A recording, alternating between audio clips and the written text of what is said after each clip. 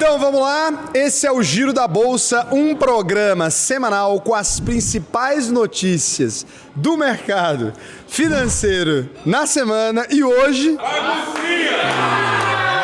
Bagunceira!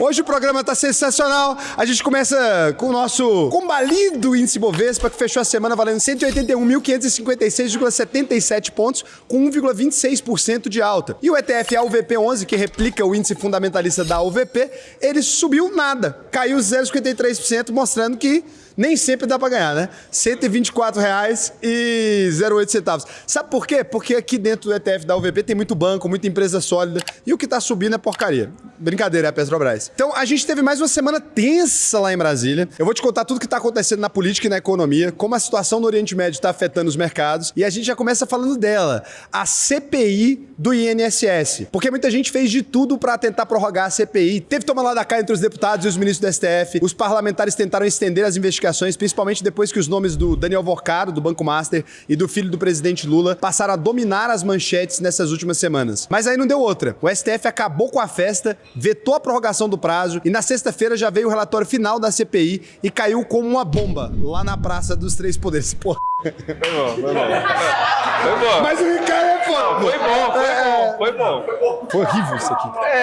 E caiu como uma bomba lá na Praça dos Três Poderes, porque o relator pediu o indiciamento de mais de 200 pessoas, entre elas o careca do INSS, o Vorcaro, vários ex-ministros do Lula e do Bolsonaro, e até com pedido de prisão preventiva do Lulinha, porque na visão do relator, ele tentou fugir quando mudou pra Europa, bem no meio das investigações das fraudes do INSS. Essa fraude do INSS é muito absurdo, né? É o maluco, é o careca do INSS, é o Lulinha, é só nome muito específico. Isso deu muita confusão na CPI, teve bate-boca com o pessoal da esquerda falando que o relatório foi oportunista e eleitoreiro, e tudo isso só joga mais lenha na fogueira que tá nesse entrevero aí, com várias investigações acontecendo ao mesmo tempo e o escândalo do Banco Master orbitando entre elas aí. Inclusive, lá na outra CPI, a do crime organizado, eles estão tentando de todo jeito ouvir a Marta Graef, que era a namorada do Vorcaro, a Peleleca.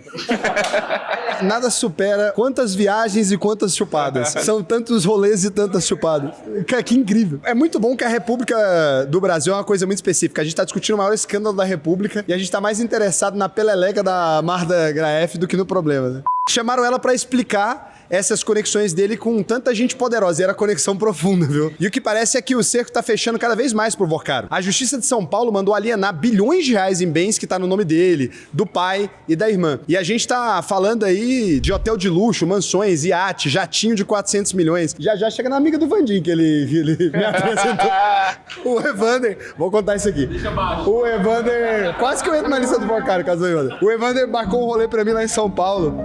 Falou, não, tem uma menina que eu conheço, que ela é amiga de um banqueiro e tal. Falei, Evandro, que banqueiro é esse? Tá? A gente marcou um rolê lá no Sorro, né? E daí chega, a menina era uma das namoradas do Vorcaro, que recebia a pensão. O Vandir marcou esse rolê pra gente. Uma das mulheres do Vorcaro, o Alex Marcineiro eu conheço. Alex Marcineiro. Só conheço. Quem? Agora o Vandir eu não sei. Eu fui embora. Graças a Deus que eu fui embora. Era o Vorcaro, cara. Ainda bem que eu não fiquei lá. Isso também acaba dando uma forcinha pra acelerar os trâmites da tal delação premiada que começou oficialmente nessa semana. E a defesa fez questão de falar que ele vai entregar todo mundo e não vai poupar ninguém. Eu truco. Eu também truco. Não, eu truco. Vamos lá. Se você fosse fazer uma delação, você ia denunciar quem pode receber a delação? Porque assim... seria uma ideia muito estúpida. Eu acho que o Vorcaro vai fazer isso não. E a grande questão é saber se os figurões realmente podem acabar entrando nesse bolo, porque no próprio relatório da CPI do INSS, os deputados pediram que a polícia e o Ministério Público Federal apurem essas relações, no mínimo estranhas aí, com alguns ministros do Supremo. O Kim Kataguiri... Eu não acho estranho. Eu acho Você não acha estranho, não? Republicano. Ah, não, é verdade. Inclusive, como assim estranhas, né? Que CPI é? Estranha pra quem? O que tem de estranho você pegar um jatinho com o pessoal que você tá investigando? Exatamente. Nada a ver. Hoje em dia o Brasil tá chato também, O nome cara. disso é Você não pode nem ser um juiz que viaja com o criminoso que... Se gastasse o dinheiro público pagando o jatinho, o pessoal ia estar reclamando. Exato. Se tivesse gastado... Inclusive economizando dinheiro público. Grande Dias Toffoli, né? Grande Dias Toffoli que economizador de Isso aqui ninguém fala. Salva de palma pro STF. E eles bateram palma mesmo, né? Eles batendo palma mesmo. Eu acho que eles não estão ouvindo, eu não sei. E aí o Kim Kataguiri chegou a pedir a quebra do sigilo bancário e fiscal do Alexandre de Moraes. É errado isso aqui, né? Também tá errado. E da mulher dele, a advogada Viviane Barsi. Não confundir com Luiz Barsi. Tem nada a ver, é com C. E saiu matéria falando que até dentro do STF teria uma movimentação para tentar tirar o ministro Dias Toffoli da segunda turma. E com isso dar menos exposição para ele nesse processo do Banco Márcio. Mas por quê? É porque lá não é um lugar legal, né? Que isso? Só se for para ir para a primeira turma. O fato é que não tem nada definido ainda. Tem reportagem falando que o STF pode dar um passo a mais para mudar as regras e limitar os poderes de CPI, podendo impor mais restrições à quebra de sigilos e ao vazamento de informações. E é bom lembrar que o STF está julgando outros casos importantes, que também têm apelo social, como o fato do Neymar não ter sido convocado ainda para a Copa do Mundo. Não, isso não tá no STF, Raul. Tá no STF. Aqueles processos que tratam também de remuneração de servidores públicos. A gente até tinha visto algumas decisões monocráticas no sentido de acabar com os penduricalhos, que somam impressionantes 17 bilhões de reais. Quase 10 bilhões só em gastos excedentes com os juízes. Você tem certeza que você quer ficar falando de juízes o tempo todo nesse programa? Não.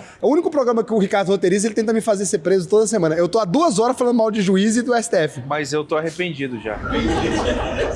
E aí eles tiveram... Qualquer coisa tem um advogado bom pra te indicar. John. Não, E aí não, eles- a mulher do... A mulher do mercado. Viviane Barros. A mulher do Xandão. E aí eles tiveram que dar um passo pra trás, negociar com o Congresso, dar uma flexibilizada gostosa aí, e tira daqui, tira dali. O STF decidiu que a remuneração dos juízes e dos integrantes do Ministério Público, que estão no topo da carreira, não pode mais passar dos R$ 78.700, ainda acima do teto do funcionalismo, que é de 46 mil. E quando a gente olha pra todo esse cenário aqui, né, de CPI, povo preso, delação, juiz considerado suspeito, servidor ganhando muito mais dinheiro do que devia, é claro que isso também começa a refletir nas pesquisas de opinião. 47% dos brasileiros estão acreditando que o STF está, abre aspas, totalmente envolvido, fecha aspas, no caso Master. Mentirosos. Eu duvido bastante. Totalmente envolvido? Bobos Totalmente e feios. também não. Né? Chatos. Você acredita que eles foram naquela festa que deu problema lá? Não. Eu também não. Quase 40% acham que tem aliado de Lula no esquema. Mais da metade acredita que vai ter mais escândalo de corrupção nos próximos 6 meses. Ah, isso aqui, só metade. Essa pesquisa foi comprada, claramente. Só metade do Brasil acha que vai ter algum tipo de esquema nos próximos 6 meses. O Ricardo, ele acampou na época do Bolsonaro na frente do quartel. E é verdade, tá? Eu tava na frente do caminhão. Ele era o patriota do caminhão. E isso também acaba derrubando a popularidade do governo, que voltou a bater 53% e até 61% de desaprovação nas últimas pesquisas da Atlas Intel e da Poder Data. E quem tá ganhando muito com isso é o Flávio Bolsonaro, que pela primeira vez apareceu na frente do Lula nas intenções de voto pro segundo turno. E agora já empata com o Cabo Daciolo. E agora com menos um concorrente da direita no páreo, depois da confirmação da retirada da candidatura do Ratinho...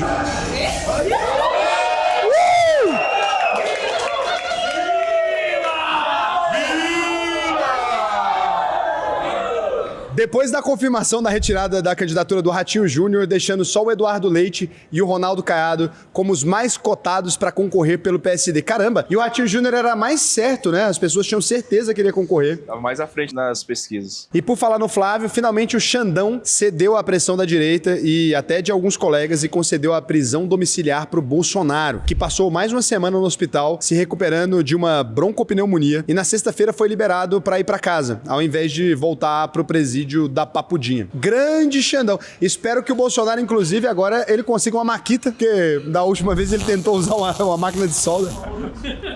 Qualquer coisa é só pedir ajuda pros caras do teto. Mas essa não é uma decisão definitiva. Vale só por 90 dias. E depois os médicos vão ter que mandar um novo laudo pra PGR. Ah, não vai mandar ele pro presídio mais. Agora, saindo um pouco da política e olhando pra economia, a gente tem que entender que isso tudo também faz preço dos mercados, porque mostra o que é o Brasil e como o nosso mecanismo funciona, principalmente pro investidor estrangeiro. E você junta isso com um cenário externo que tá muito incerto por causa dos conflitos no Oriente Médio. E aí a gente acaba tendo esse movimento de fuga de capital, que mesmo sendo cíclico aí, né, é bom entender isso com clareza, porque tem entrada e saída de capital baseado na taxa de juros e vários outros eventos, mas acaba também tirando um pouco de dinheiro da nossa bolsa. E foi exatamente isso que freou aquela onda de alta que a gente viu no início do ano. Falando dessa semana específica, a gente teve muitos altos e baixos, porque o Trump tinha ameaçado destruir as usinas de energia do Irã, depois ele voltou atrás, disse que não ia atacar mais. Primeiro ele disse que tinha negociado com o Irã, depois falou que não tinha negociado com o Irã, aí falou que não ia mais atacar, mas o Irã negou que estava negociando com os Estados Unidos, e o fato é que os ataques continuaram de ambos os lados. Israel Israel falou que não vai retroceder. O Irã disparou mais mísseis contra Israel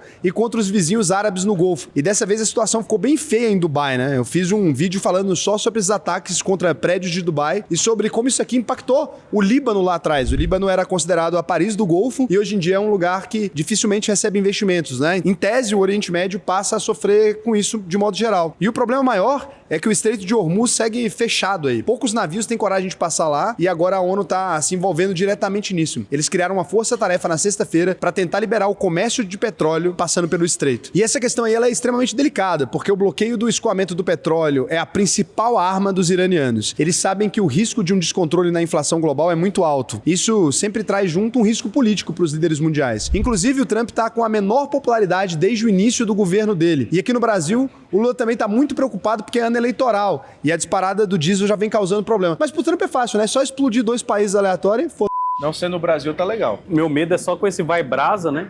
o meu medo é o vai brasa o Trump achar que é pra ele entrar. Vai Brasil é muito ruim. O vai brasa é muito ruim. Alguém teve essa ideia boa. Gente, a Nike teve um derrame. Eles botou o capiroto e o vai brasa na camiseta. Não faz nem sentido essa porra. Tipo assim, eu fico imaginando essa reunião de marketing, assim. A galera juntou o brainstorm, igual a gente faz lá na empresa com o time de marketing. Fala assim, gente, e se a gente botar o capiroto e trocar o nome do time?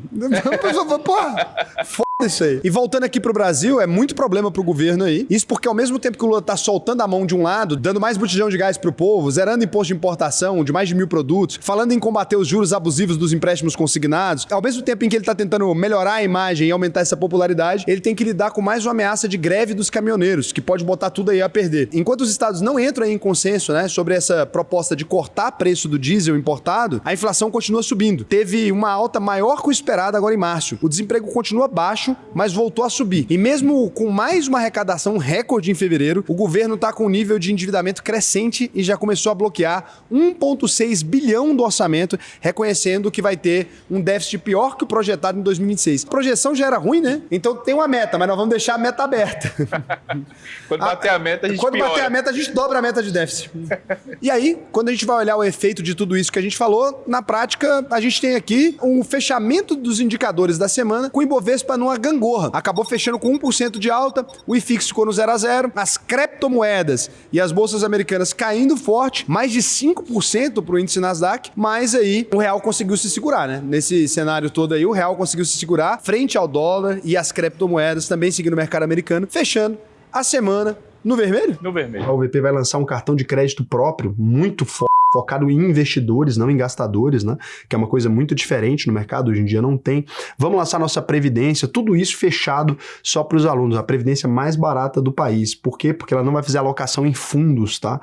Ela vai fazer uma alocação ali por meio de ETFs, bem mais barata lá dentro. Então a gente está com todo um estudo aqui. Se você quiser aprender a investir comigo, clica aí, faça a sua análise de perfil. Tem que ganhar mais de R$4.500 por mês. Ah, Raul, ganho 100 mil, ótimo. 200 mil, ótimo. Mas no mínimo R$4.500 por mês você tem que ganhar. Ou morar com seus pais. Ah, ganho 2 mil, mas moro com meus pais. Aí não tem um gasto com nada, pode fazer a UVP também. Preencha o questionário aí que vai ser um prazer para mim te ensinar a investir no Brasil e no mundo inteiro. Lembrando que a UVP ela tem um compromisso. Se você entrar na UVP e não aprender a investir, eu devolvo 100% do seu dinheiro. E agora a gente vem para as rapidinhas. Casimiro, acho que é a maior rapidinha que você já deu na vida.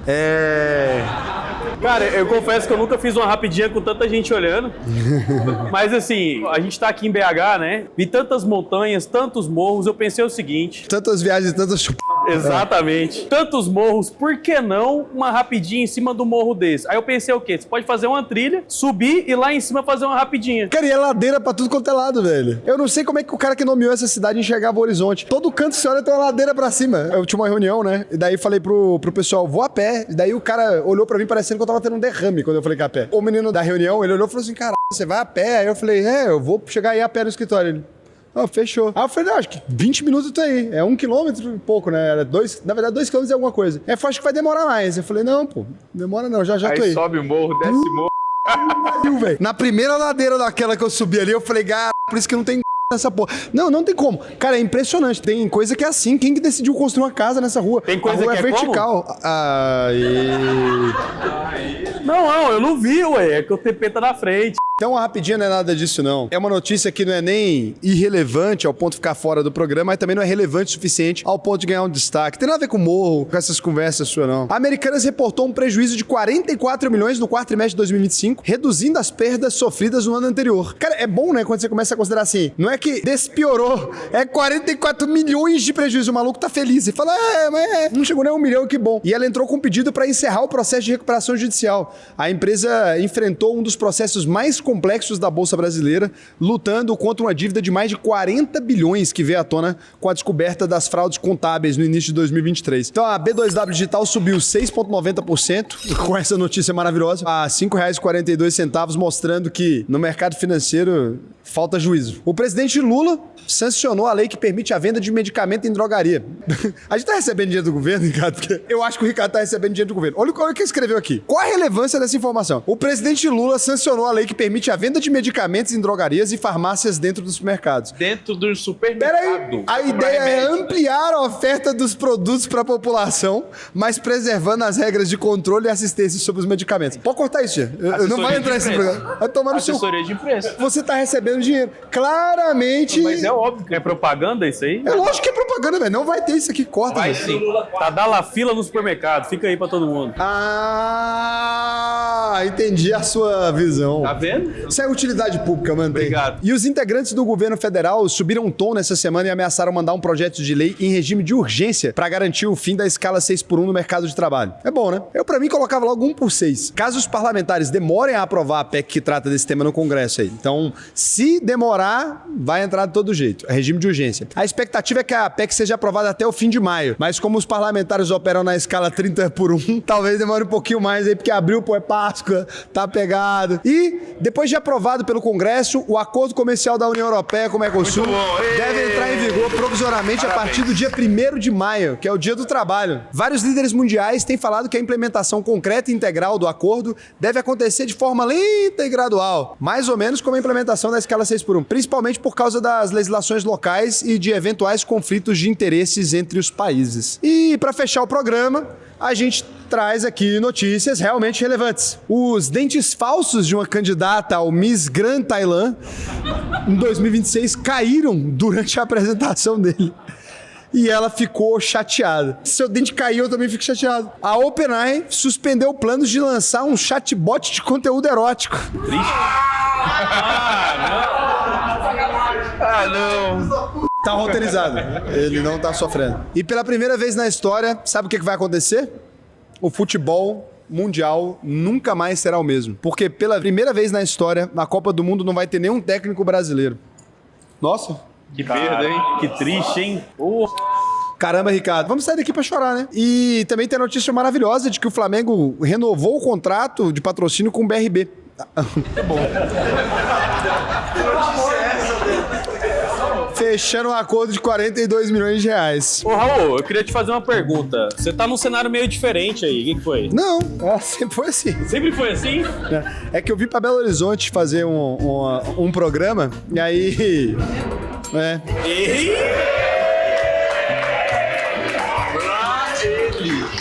Mas aí não foi possível. Essa foi a gravação mais difícil da minha vida. É muito amplo esse espaço. Foi difícil. Bom, mas é isso. Acho que deu. Nossa, eu bebi uns 3 Fit Jab. Quase que eu não termino esse programa. É que eu achei constrangedor olhar pra todos vocês. Já tinha feito com as 30 pessoas, mas com esse tanto foi Posso te foda. pedir um favor, Raul? Abandone essa ideia de fazer giro da bolsa na cidade. Eu acho que chega do giro da bolsa itinerante. Vamos Acho que esse voltar foi pro o último. estúdio, por favor? Voltar pro estúdio. Pode ser? É que não dá. Teve um dia muito bom do giro. Essa história é muito boa. Inclusive, a Esther e a Isa estão aqui. A gente terminou o giro. E normalmente, quando eu não tô com tantas pessoas na minha frente, a gente faz umas piadas meio pesadas, né? E daí, a gente tava falando uns absurdos, mas eram uns absurdos. Uns absurdos.